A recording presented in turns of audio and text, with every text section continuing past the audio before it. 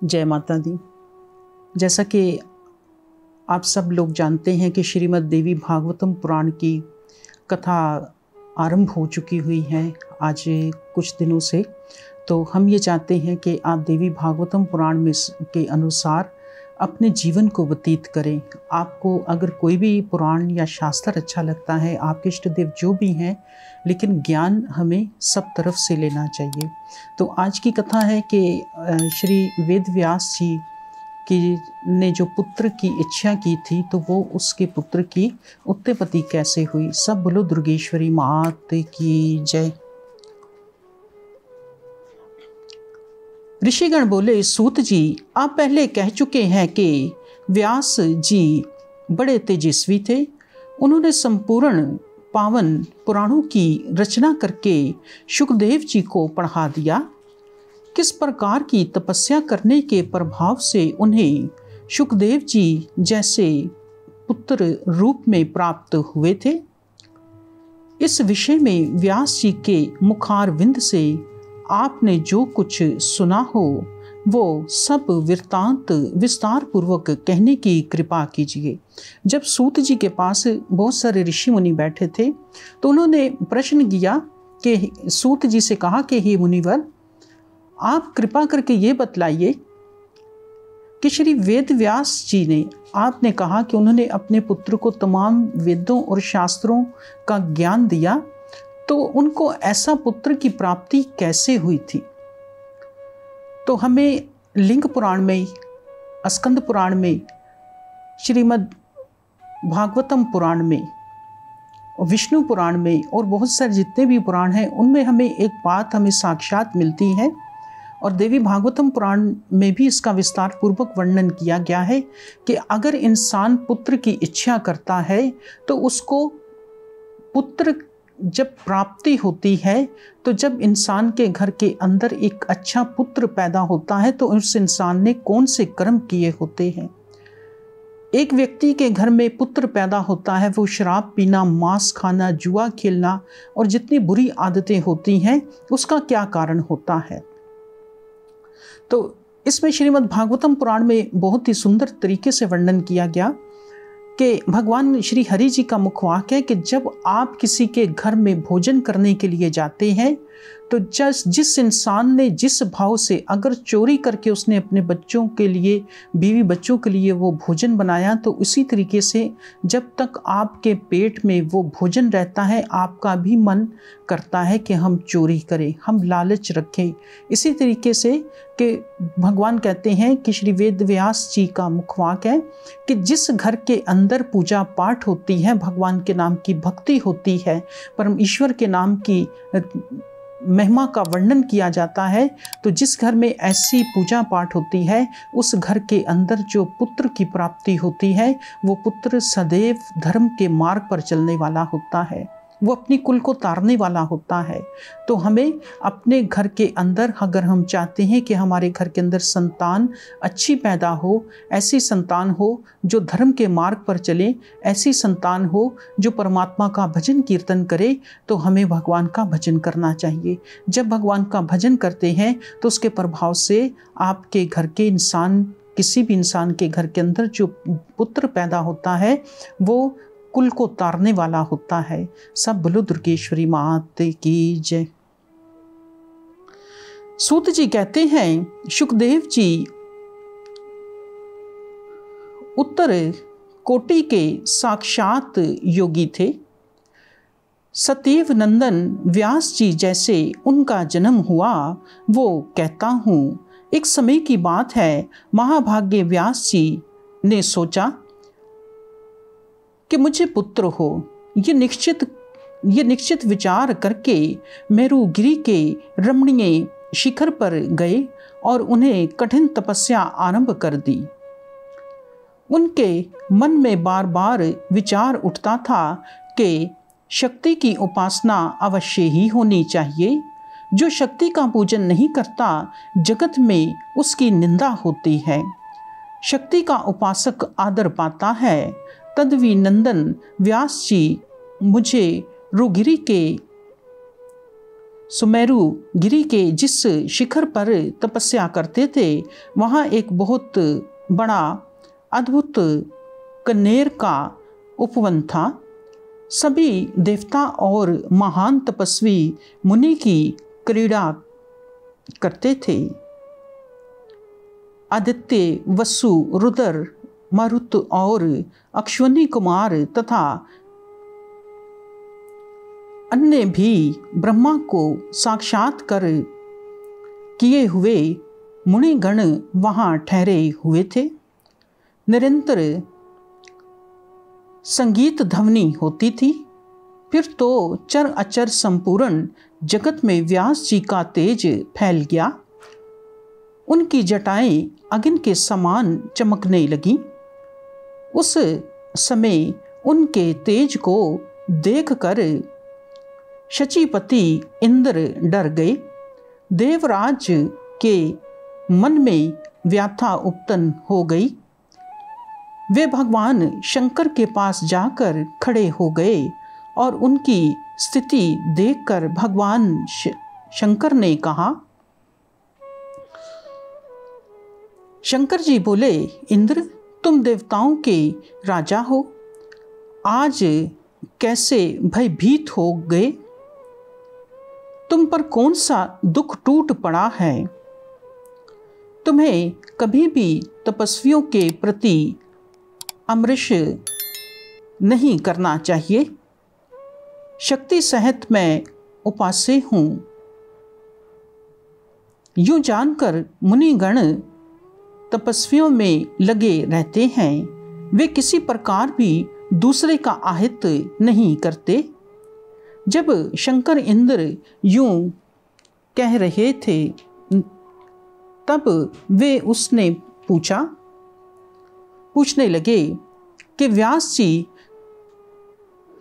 क्यों इतनी घोर तपस्या कर रहे हैं और उनके मन में क्या अभिलाषा है। सब बोलो दुर्गेश्वरी मात की जय। भगवान जब वेद व्यास जी भगवान शंकर जी का तप करने के लिए गए तो तपस्या किस लिए की कि हे भगवान, मुझे ऐसा पुत्र उत्पन्न हो, मुझे ऐसा पुत्र मिले कि जो इस संसार में वेद शास्त्रों का गायन करने वाला हो। तो इंद्रदेव ने जब देखा कि वेद व्यास जी इस तरह की घोर तपस्या कर रहे हैं तो वो भगवान शंकर के पास गए। क्योंकि जब भी कोई तपस्वी तपस्या करते थे तो इंद्रदेव को हर वक्त यही भय होता था कि कहीं मेरा कोई राज्य छीन ना ले। जैसा कि हमारे कलयुग वासियों के मन में एक शंका होती है कि हमारा कोई धन ना चुरा ले, हमें कोई हानि ना पहुंचा दे, इसी तरह देवराज इंद्र ने बहुत सारे ऐसे तपस्वियों को भंग किया था। तो जब भगवान शंकर के पास गए तो भगवान शंकर ने कहा कि आप इतने दुखी होकर क्यों आए हो?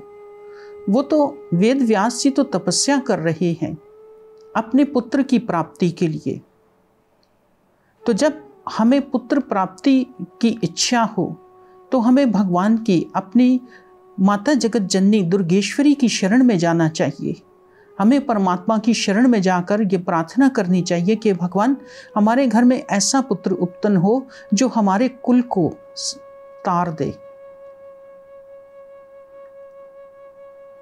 हमें भगवान की भक्ति, हम कलयुग वासी इतनी भक्ति नहीं कर सकते, लेकिन कलयुग में भगवान ने कहा कि जो लोग अपने घर के अंदर बैठकर एक घड़ी का भी सिमरन करते हैं उनकी वो पूजा 10,000 वर्षों तक की गिनी जाती है।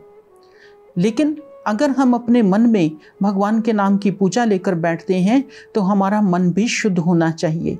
मन में किसी प्रकार का भय नहीं होना चाहिए, मन में किसी प्रकार की कोई गलत फहमी नहीं होनी चाहिए। हमारा मन उसी तरह शुद्ध होना चाहिए जिस तरीके से हम अपने शरीर को शुद्ध करते हैं।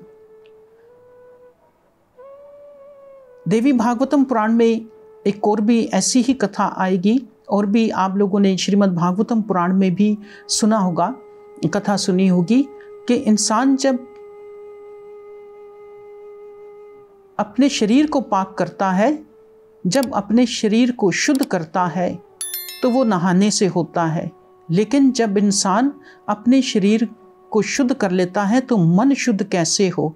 मन उसी वक्त शुद्ध होगा कि जब कोई भी इंसान भगवान के नाम का सिमरन करता है, तो ज्ञान से हमारे मन का स्नान होता है। भगवान शंकर ने कहा, पराशनंदन व्यास पुत्र पाने के लिए कठिन तपस्या कर रहे हैं। आज 100 वर्ष पूरे हो जाते हैं। हाँ, अब मैं तुम्हें सुंदर पुत्र दूंगा। सूत जी कहते हैं, इस प्रकार भगवान शंकर ने इंद्र से कहा। तत्पश्चात के जगत गुरु शंकर व्यास जी के पास गए और कहने लगे,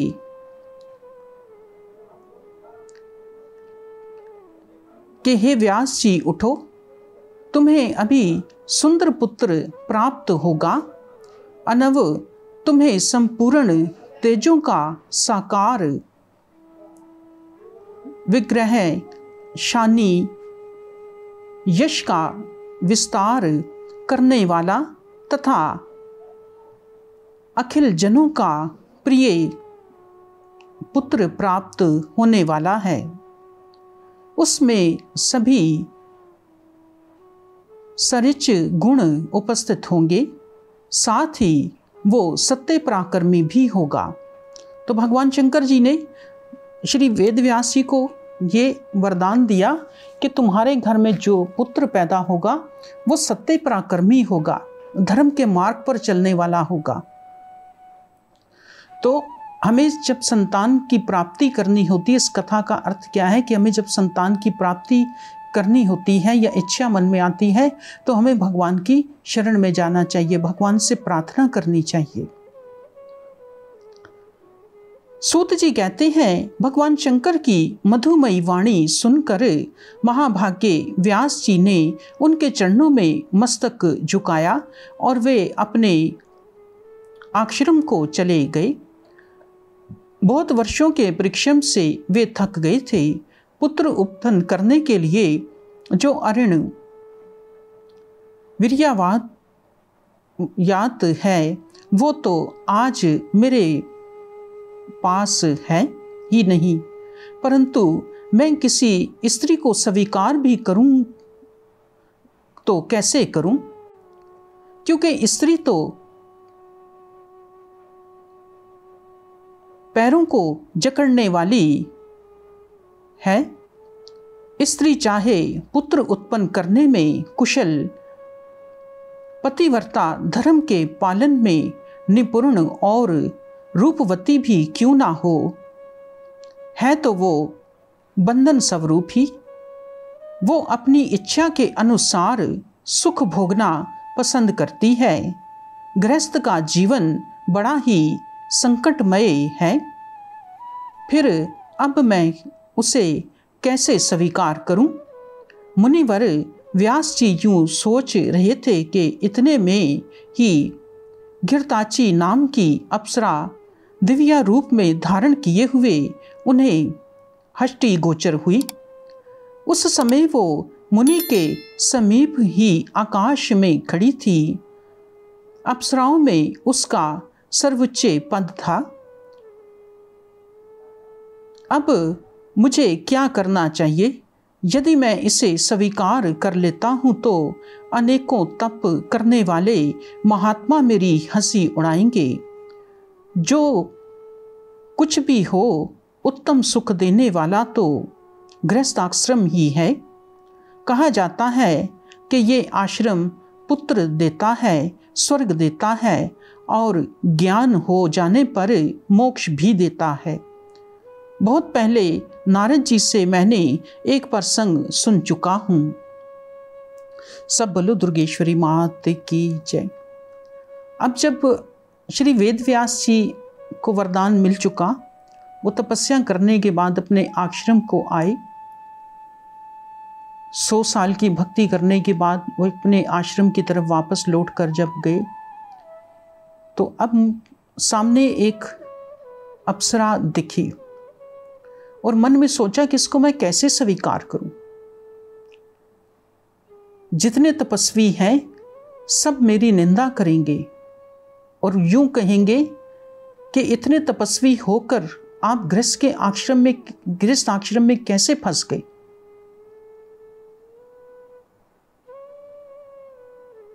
भगवान की इच्छा जब होती है तो उसकी इच्छा के आगे किसी की चलती नहीं, क्योंकि जो कुछ भी संसार में होता है वो सब कुछ ईश्वर की ही कृपा से होता है। ये उसी की माया का प्रभाव होता है जिसको हम लोग समझ नहीं सकते।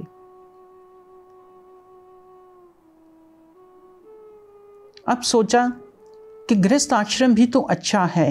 श्री वेद व्यास जी ऐसा विचार कर रहे हैं देवी भागवतम पुराण के अनुसार कि गृहस्थ आश्रम भी तो अच्छा ही है। जब गृहस्थ आश्रम अच्छा है तो इसमें पत्नी भी धर्म पर चलने वाली होनी चाहिए, पतिव्रता स्त्री होनी चाहिए, और जो पुत्र होता है वो इंसान जब पिता मर जाता है तो उसके मरने के बाद पुत्र ही पिता को तारता है। ऐसा श्री वेद व्यास जी का सोच विचार कर रहे हैं कि मरने के बाद पुत्र ही पिता को तारता है। तो इस कथा का अर्थ ये हुआ कि देवी भागवतम पुराण के अनुसार जो इंसान अपने घर के अंदर जो उसके परिवार होता है, जो पुत्र होता है, वो मरने के बाद उसको तारता है। गरुड़ पुराण के अनुसार जब इंसान की मृत्यु हो जाती है तो मृत्यु होने के बाद उसको 13वें दिन यमदूत पकड़ कर ले जाते हैं, चाहे वो स्त्री की मृत्यु हो या पुरुष की। यमदूत जब उस जीव आत्मा को पकड़ कर ले जाते हैं तो फिर आगे उसका उद्धार जो करता है वो पुत्र करता है। लेकिन आजकल के समय में हमने बहुत सारे ऐसे लोग देखे कि जो पिता के मरने के बाद घर में श्रीमद् भागवत गीता का पाठ नहीं करते, घर में गरुड़ पुराण का पाठ नहीं करते। जब उनसे पूछा जाए तो वो कहते हैं कि जी हमारे पास समय ही नहीं, हम रोजी कमाए, रोटी कमाए या अपने मरे हुए पिता को देखें। तो ऐसा विचार श्री वेद व्यास जी जो शास्त्रों के ज्ञाता हैं उन्होंने किया कि मृत्यु के बाद पुत्र ही होता है कि जो संसार से अपने माता पिता को तार देता है। तो इसलिए घर में जब भी ऐसी इच्छा हो पुत्र प्राप्ति के लिए तो हमें भगवान से प्रार्थना करनी चाहिए। घर में आप चाहे श्रीमद् भागवत गीता का पाठ करें, आप श्रीमद् भागवतम पुराण का पाठ करें, लिंग पुराण का पाठ करें, स्कंद पुराण का पाठ करें, शिव महापुराण का पाठ करें या देवी भागवतम का पुराण का पाठ करें, तो इनका कोई भी अगर आपके इष्ट देव हैं तो आप जब उसके शास्त्र का घर में अध्ययन करते हैं, भगवान से प्रार्थना करते हैं, तो आपके घर में एक अच्छे पुत्र की प्राप्ति होती है। जब एक अच्छे पुत्र की प्राप्ति होती है तो वो पुत्र कभी भी माता पिता की हानि नहीं करता, वो पुत्र कभी भी अपने धर्म की हानि नहीं करता, वो पुत्र कभी भी चलकर किसी गलत जगह पर नहीं जाता। इसलिए आपसे निवेदन है कि सनातन धर्म में जितने भी लोगों ने अपना जन्म लिया है, आप सबको निवेदन करते हैं कि अपने घरों में आप अपने अपने इष्ट देव का पाठ जरूर करें। ऐसा हमें तमाम पुराणों में बताया गया। आज देवी भागवतम पुराण में भी इसका वर्णन आ चुका है। पुराण चाहे शास्त्र हो या पुराण हो या वेद हो, हमें कभी भी गलत मार्ग पर चलने की हिदायत नहीं करते। पुराणों में तो मुक्ति का मार्ग बताया गया है। देवी भागवतम पुराण जो कि 5वां पुराण है, इसमें भी हमें मुक्ति का मार्ग बताया गया है कि आपने जब देवी माता की पूजा करनी है तो आपने अपने मुक्ति कैसे करवानी है। इस बात को समझने का प्रयास कीजिएगा। आप सबका बहुत बहुत धन्यवाद जी। जय दुर्गेश्वरी माता की, बोल 9 दुर्गाओं की जय, सनातन धर्म की जय।